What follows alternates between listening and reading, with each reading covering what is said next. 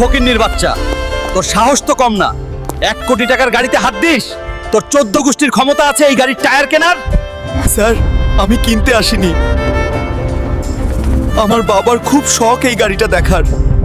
Security, এই ছোট লোকটাকে ঘাট ধাক্কা দিয়ে বের কর। আর শোন, এর বাপকেও দুটো লাথি দিবি। আমার বাবাকে অপমান, এই অপমানের শোধ আমি নেব ম্যানেজার। আমি ফিরে আসব।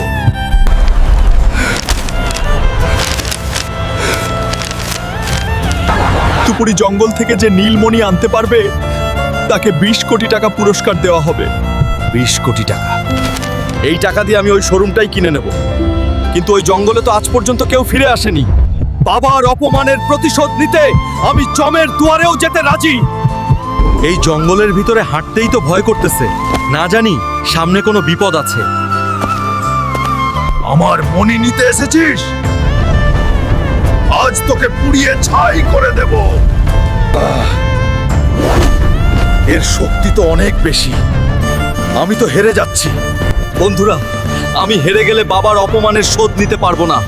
তোমরা কি চাও ওই অহংকারী ম্যানেজার জিতুক? না চাইলে জলদি ভিডিওতে একটা লাইক আর সাবস্ক্রাইব করে আমাকে শক্তি দাও প্লিজ। ধন্যবাদ বন্ধুরা। এবার দেখ আমার পাওয়ার। Hulk smash.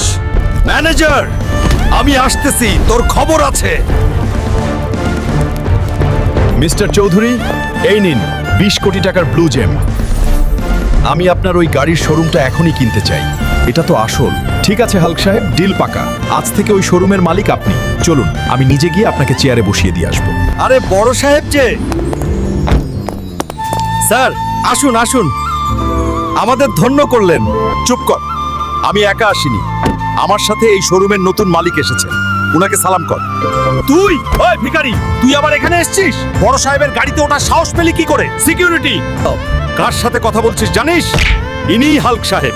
আজ থেকে এই শোরুমের মালিক আমি না, ইনি। কি রে ম্যানেজার, 1 কোটি টাকার গাড়ি কেনার ক্ষমতা নেই বলেছিলি না? এখন তো পুরো শোরুমটাই কিনে নিলাম। স্যার, আমাকে মাফ করে দিন। আমার ছোট ছোট বাচ্চা আছে স্যার, আমার চাকরিটা খাবেন না। ঠিক আছে, তোর চাকরি থাকবে, তবে ম্যানেজার হিসেবে না। এই নে ব্রাশ। আজ থেকে তুই এই শোরুমের বাথরুম পরিষ্কার করবি। আর হ্যাঁ, রোজ আমার বাবার জুতোগুলোও পালিশ করে দিবি। যা, কাজে লাগ। নেক্সট ভিডিও মিস করতে না চাইলে এখনই সাবস্ক্রাইব করে বেল বাটন বাজিয়ে দাও।